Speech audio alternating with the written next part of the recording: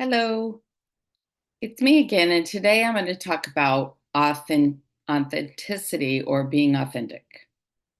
And I looked it up in the dictionary, and because I wanted to make sure that what I was talking about was what I was meaning to talk about. And so the definitions I came up with were not false, being real, and being true to one's own personality or personal, who they personally are. And how does authenticity relate to emotion? Let's think about that first, and then I'll talk a little bit about authenticity. So, the reason why authenticity and emotions go together so much is because authenticity is something that we can be when we feel safe and comfortable with who we are, and we feel like we can express that in the world. But if you think about society and how we are expected to be, we it does not leave a lot of room for authenticity. And what you will see is if you look at young children again, if you look at a toddler, if you look at a 4-year-old, you will see them being their authentic self. There's no way for them not to be. They just have to be themselves. And you can see it in every part of them. They just express who they are. And of course, they're learning how to behave. And that is when the authenticity starts to diminish.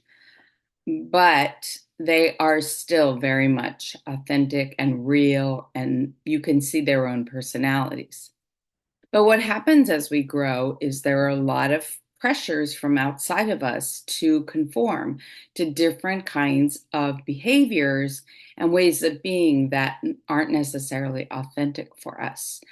And these come from our parents, they come from society at large, they come from teachers and the educational system, they come from marketing and what other people are doing, they come from our friends. So everywhere you look, there is a lot of pressure to be a certain way. And as we start to grow older, we start to really pay attention to these outside norms, and we begin to become less and less of our authentic self.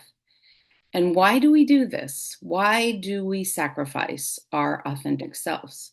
Well, the reason is emotion, because there are fears inside of us or things that happened to us that were where we felt a lot of emotion and we learned to not be authentic. We learn to be less and less who we are and more what was expected of us. Or we may have been more rebellious. And so, therefore, we decided to be the opposite of what everybody expected us to be. But as a rebel, you're also pushing against um, what everybody expects of you. So you're not necessarily being your true self, you're being the opposite of what everybody wants you to be. So it's kind of the same sides of the pendulum, but one goes in the matching the expectations, and one goes in no way am I, instead of really being who we are. And it is the fear of our negative emotions that causes us to do this. And let's talk about that. So, what are some of the fears? Fears of rejection, fears of judgment, fears of making people angry.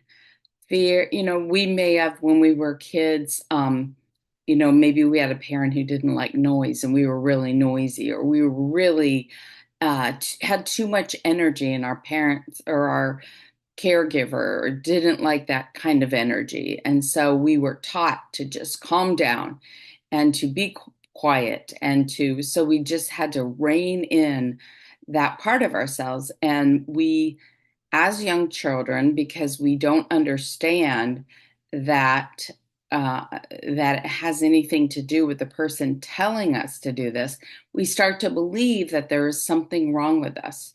Like if I was who I need to be, or if I was right or a good person or valuable, then I would just naturally not be this loud, obnoxious, kid that can't sit still.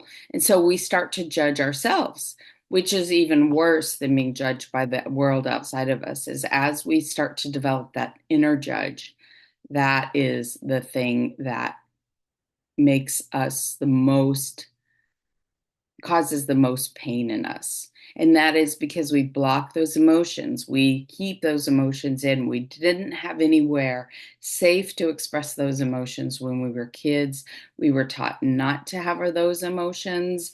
It wasn't okay to get angry, wasn't okay to be sad.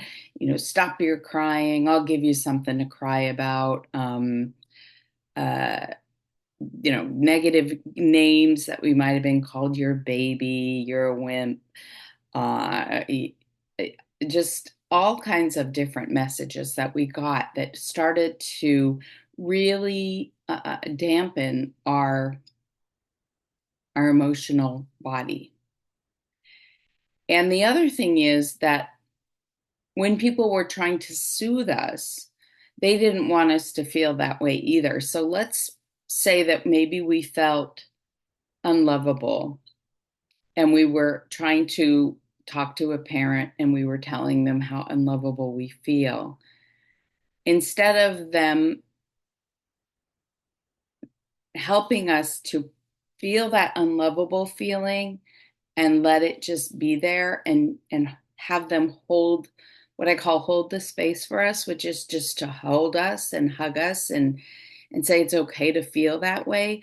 Because they love us so much, they don't want us to hurt. Like, we don't want our children to hurt. We don't want them to cry. We don't want them to feel upset, but they need to. I mean, that's how we get this stuff out of our bodies.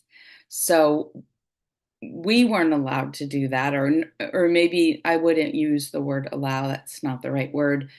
We weren't encouraged to do that because maybe our parents didn't know. And it's not that our parents ever did anything wrong. They did always the best we could. We as parents didn't do anything wrong. We do the best we could. We can, and none of us are perfect parents. But as we start to learn and heal and reawaken our emotional body and our emotional superpower, we start to learn that all emotions are beautiful, and that if we can help each other, ourselves, and our children learn to express our emotions, that it's okay to feel anything. It's okay to feel worthless. It's okay to feel stupid. It's okay to be afraid. It's okay to be mad. It's okay to feel guilty. It's okay to feel ashamed and embarrassed. And if we can breathe and we can just embrace and feel that feeling in our body, find it. Where does it live in our body? Is it in our chest? Is it in our stomach? Is it in our head? Does it cause headaches and migraines? Does it cause gut issues? Does it cause heart issues? We can see how different emotions sort of live in different parts of our bodies, and they're trapped. They're trapped in there because we don't know how to feel them. And bringing this all back to authenticity, what happens is, because we don't want to feel, then we rob ourselves of being authentic. Like, if I really am who I am, people might not like me. They might judge me. I might say the wrong thing and upset somebody. And, we don't want to be upset because that's an emotion and we can't cause anybody else to feel emotions. Well, that is not true. We need to feel our emotions, and we need to be authentic. And so we need to come back to understanding what our emotions are, how to feel them, so that we can start to be authentic. And when we do this, we start to grow in ways that you can't even imagine. And our mental health starts to come back because I know that there are some people who feel very mentally healthy and some people who feel very mentally unhealthy, but we all suffer from unhealthy emotional mental bodies in this society. I Unless you've done a lot of work on yourself or you just had parents that knew how to feel emotions and you've been feeling it in all your throughout your life, then you there's work to do. There's things to learn. So next, what I'm going to talk about is taking responsibility for our emotions, because that is very important. We don't, we can't blame other people for our emotions. And that's what we are tending to do these days, is that if somebody says something that we don't like, we blame them. We blame them for making us feel a certain way.